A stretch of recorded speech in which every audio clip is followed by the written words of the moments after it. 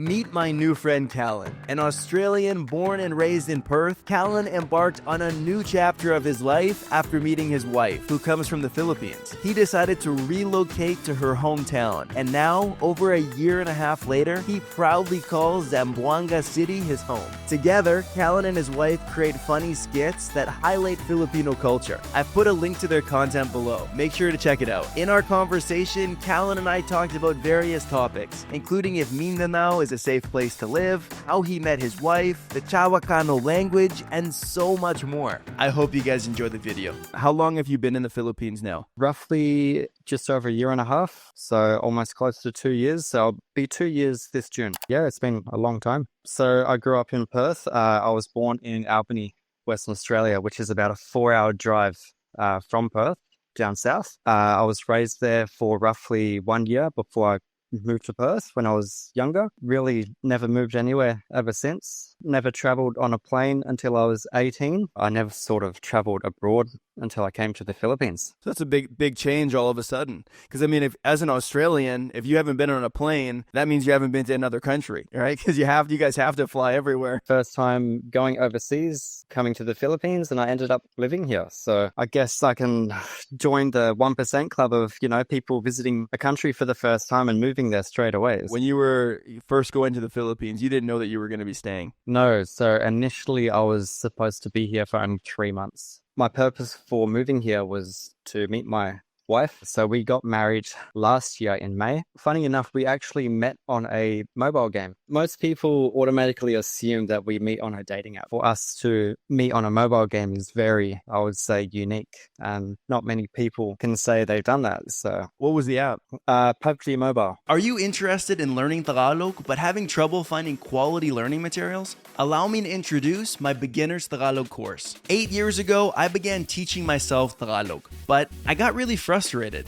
not only by the complexities of the language, but also the lack of resources for Tagalog. So that's why I decided to create the language course that I wish I had when I started learning. Sign up for my beginner's bundle and get lifetime access to 18 video lessons with corresponding PDF vocabulary sheets. Click the first link down below to get started. Now, back to the video. The Philippines wasn't on your radar before you met your wife. I've always wanted to travel overseas. However, I just didn't have any country in particular. Traveling to Asia is probably the safest because it's closest to home. I didn't want to really travel anywhere too far. I feel like most of the people in Australia, generally, if they're traveling for the first time, they would either go to Bali or Thailand or just somewhere close to home. When you met your wife on this mobile game, how long did you guys talk to each other before you moved or went to the Philippines for the first time? So we started talking early January. However, we were friends on the game for quite a few years beforehand. However, we just weren't talking.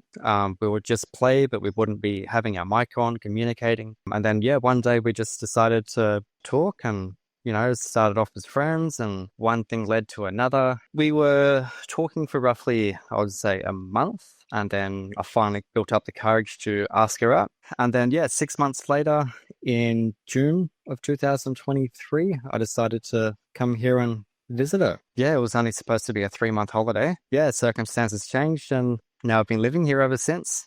So it was the same trip when you came to the Philippines the first time. You just didn't go home. No, never went home. You've never been back? No, never been back. That's crazy. And especially traveling for the first time overseas, you can just imagine how stressed I was as well.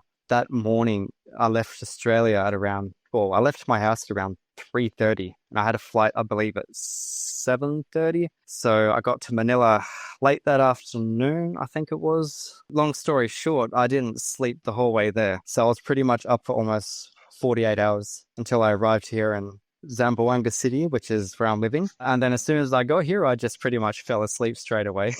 I mean, that's crazy. Your very first international flight, you're going to the Philippines, and you never go back. That is a really big step to take. And is your wife from Zamboanga? Yes, so she is, yes, born and raised in Zamboanga. Zamboanga City, right? Is that what it's called? I've heard a lot of good things about that area. It's mixed. Media sometimes portrays it to be dangerous. They advise travelers not to travel here just due to the fact of it, being in the red zone. It's sort of less advised for tourists to travel in this part of the Philippines. However, since living here in Zamboanga City, I've never felt threatened or, never felt unsafe. There's a lot of military presence. Definitely media portrays it to be something that it's not. Mindanao is an interesting place because it does seem like it has some pretty polarizing views. I find that people that are from there usually have nothing but good things to say. And people that are from other regions of the Philippines are normally very cautious, where they're like,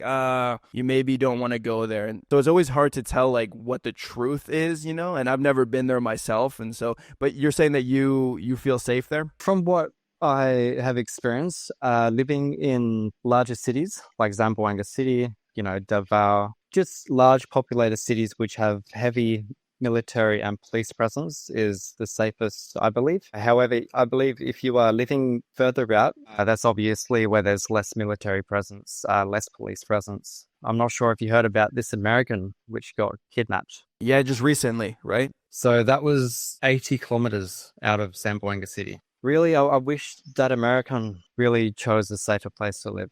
And I suppose if something like that happens, it kind of gives the whole region a bad name as well, justly or not. Unfortunately, that's just the way it is, Yeah, because that guy wasn't just kidnapped, he was like killed as well. I think he was shot, wasn't he? They found his body in the ocean. And for me, that was also like a big eye-opener as well. There's only a short drive away, like a few-hour drive away. Yeah, it was a massive eye-opener for sure. Yeah, I guess it depends where you are, right? Like anywhere, there are nicer areas than others. I guess really you just don't know until you really experience it for yourself. So you can always just go by what media says, or you can just travel there yourself and find out. Something that I always thought was cool about that area is the Chabacano language. I know that's in your Instagram handle as well. I believe it's Aussie Chabacano, right? I came up with Aussie Chabacano because I want it to be a mix of myself and my wife. So considering, I'm Australian, Aussie, my wife, she speaks Chabacano. So yeah, why not just make it Aussie Chabacano? However, I do feel like since I have created that name, I have to live up to the expectations of speaking Chabacano. I've been living here for a year and a half. Unfortunately, I do only know a few words. I can't seem to put a sentence together. So for me, really, language learning hasn't really been my strong point. However, I am trying. So don't get me wrong. I am trying.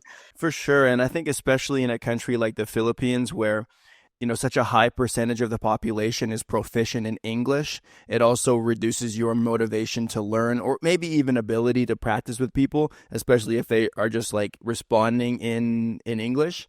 And also, it doesn't really help that there's not really much learning material on Chabacano, just due to the fact that it's such a small language here in the Philippines. So the only way that you can really learn is just by talking to the locals, with my family here. Yeah, my learning capabilities of learning Chabacano is just a little bit slow. So yeah, I'm trying to learn. I'm taking small little steps at a time. What are some like phrases in Chabacano that you do know?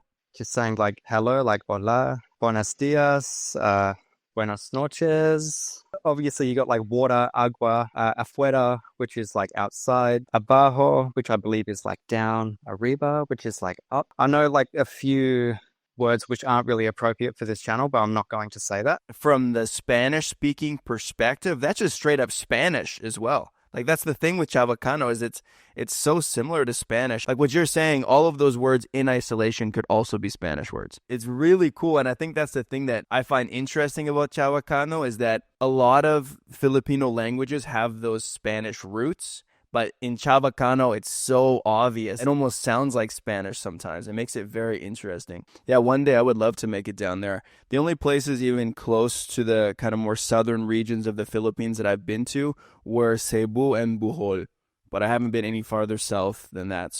And they were already very beautiful. I feel like in the south, it's really known for white, sandy beaches and really blue waters and stuff. Are there a lot of nice beaches in Zamboanga? So Zamboanga, the main one you have is a small island called Santa Cruz. That's a very popular touristy spot that people go to see when they visit. And I do believe it has pink sand there as well, which is very unique. I haven't myself been there yet, but I would love to go and see Santa Cruz myself. Is Zamboanga, is it a big city? Like, what's the population more or less? I think it's close to 1 million, give or take. So it is pretty heavily, like populated. You can probably travel from one end to the city in, less than an hour. In the Philippines, they have this interesting distinction between like urban living and rural living, right? Where if you live in a city, you're, I guess, more of a city dweller. That's one thing.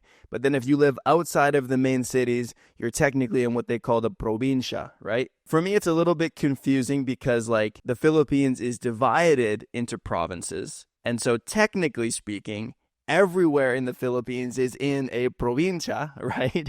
But colloquially, it refers to living like more rurally or kind of outside of the main hubs. So living in Zamboanga City, is that considered provincia or is it big enough that it's more of a city? It's more of a city. Funny enough, my wife was telling me that if you come from a main city in the Philippines like Manila, Cebu, from their perspective, if you live anywhere outside of a main city, it's classified as a province. How is it for you as an Australian living in the Philippines? Was it hard to adapt to a different way of life when you moved there? Yes, I remember the first thing when I jumped off the plane. I'm like, man, what have I gotten myself into? It's like walking into the Saharan desert, dry air, humidity through the roof. So for me, that was big shock because I came to the Philippines wearing jeans and a hoodie with a jacket over the hoodie. So you can just imagine like how hot I was, like sweating. It has taken some getting used to, mainly the weather. I'm still not used to it. Struggle with the humidity every day. Living in Zamboanga, most people think I'm from America. So they would,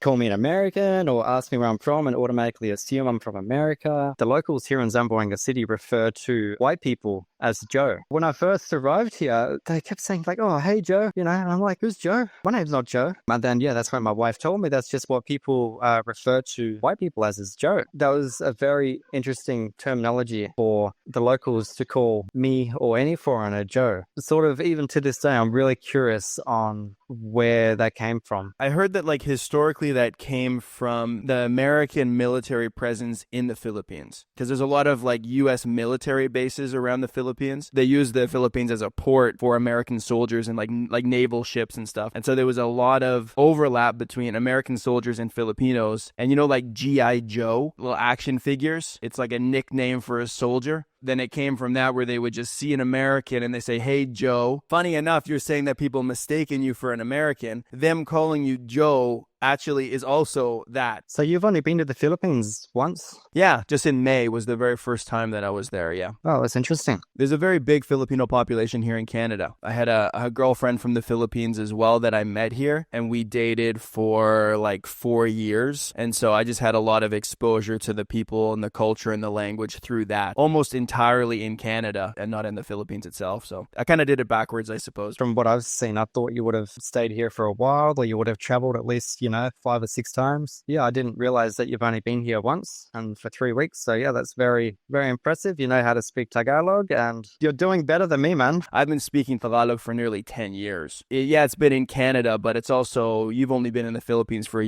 years, right? You got to cut yourself some slack as well. I'm trying, man. I'm trying. You said that the weather was a shock for you when you got there. And that's something that I experienced when I first arrived in the Philippines as well, just like that overwhelming heat and humidity. But I would have assumed that with you being from Australia, you would be more used to that because it's like also a tropical country. But I guess you're maybe not from the super hot regions of Australia. I'm close to the coast. In Australia, really the only time that it gets humid is through summer. So throughout the year, genuinely, like it's just mid-20s. Some days you do get high 30s. Australia never has a high humidity unless it's like in summer. For me to experience 80% humidity every day, definitely a shock to the system. Taking a lot to get used to. It's like you're just sweaty all the time, right? That's why I got a towel here, man. Like I'm try not to wipe my head too much on stream, but it's just unfortunate because here we don't have any AC. Really, the only cooling we get is just from natural air or just fans. Yeah. You didn't expect to stay in the Philippines as long as you have, right? Like you said, you had 3 months in mind, and now it's been over a year and a half. Where do you see yourself in the foreseeable future? Would you like to live in the Philippines forever, or what are your plans? So I think eventually I do want to travel back to Australia with my wife. I think maybe if I have a family here first, maybe have a few children, raise them here in the Philippines so they get to experience the culture. So then would you do kind of like a back and forth thing between Australia and the Philippines? So obviously, I believe that we'll be living in Australia, but I'll say every half year or so, I'll probably come back for a holiday, stay here for a few months and catch up with, family, extended family. Every time we catch up with my wife's family here, it's not just like a small catch up, it's like extended family as well. Aunties, uncles, cousins, like Lolas, so it's pretty much the whole family. Like for me, coming from a family back home with just a single mother, yeah, it was something different, which I've never really had to experience before. So Filipino culture incorporates more of the family as well. I mean, I have cousins as well, but I don't really know them very well. They're technically family, but we don't spend time together, where in Filipino culture, I see it involves more people other than just like your immediate family, I guess. I think for everyone, family is everything, but I think in the Philippines in general, it's just a lot more, like family orientated from what I've experienced. And like depending on other people, I think that kind of collectivist mentality. I depend on you and you depend on me and we can support each other. We don't have that same kind of family mentality, I don't think. Actually, funny stories. I think it was like 2 or 3 weeks ago. Our neighbors were having a little party. It was like a little gathering. And they just decided to invite all of their neighbors. In Australia, that actually doesn't happen. If your neighbors are having a party, like that's their party. You're not invited, or you can't just rock up to your neighbor's house and be like, "Hi, can I come and join the party?" That's not really a big thing in Australia. So for me, that was like, yeah, another sort of shock. They would just invite anyone and everyone. You guys live with your wife's family then? Is that how that happens? Correct. Yeah. You get multiple generations of people living in the same house. There's 7 of us living in one house. Oh, wow. You got a busy household. Yes, always busy, always noisy, always something going on in the household. Yes. And I guess that goes hand in hand with that kind of like community mentality of inviting people over for a party. Have the neighbors bring you over. It's like, well, we already have 7 people at home. Might as well make it 8. And no matter how many people, it doesn't really matter. It's really that mentality. Like they just don't mind. It's really different from compared to back home. Yeah, I think it's a beautiful thing. I've never been to Mindanao, as I said, but maybe the next time that I go to the Philippines, maybe I'll make a stop there and we could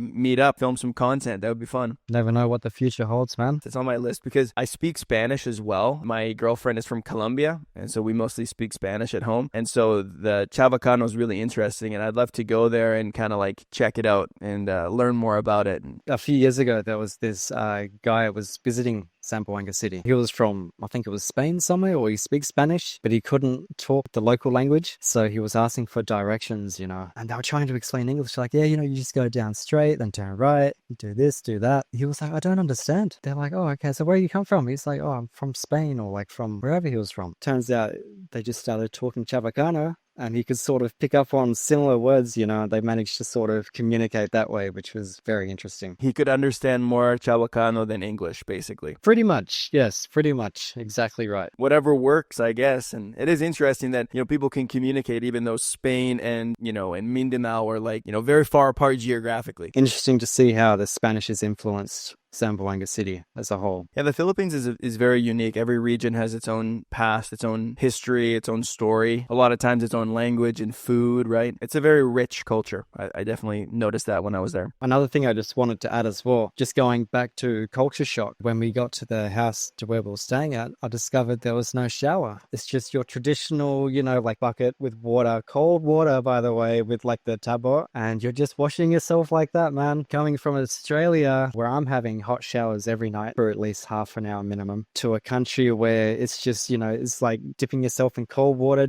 running it over you. And it's like, man, I remember for the first 6 months, I was screaming like a little girl. And everyone in the household's like, what's he screaming about? My wife's like, well, the water's cold. And they're just looking at me like, what's wrong with you? But it's just normal over here. Something that they're just used to. And for me, that was sort of like a big shock to the system. Every time I would have to take a shower, it was just, yeah. Even to this day, I'm I'm still using tablet. So you've adapted. You have adapted. I've adapted, yeah. So obviously, it's still a shock to the system, but I sort of just suck it up now. I've never done that, but it sounds like it would be an adventure for sure, at least coming from the countries that we come from. For me in general, I think I definitely took showers for granted, especially hot showers. And aircon as well. Yeah, I think that sometimes we assume, like, kind of in a more developed world, we just assume, well, if you live in a cold place, you have heating. If you live in a hot place, you have air conditioning. But air conditioning is a luxury that a lot of people can't afford. And so they live without it. And especially in a place like the Philippines, it's like people suffer for that, you know, with the humidity and the heat. And maybe that's why the cold shower is nice. Probably makes a lot of sense. Evens it out a little bit. Yeah, why have a hot shower and just have a cold one, right?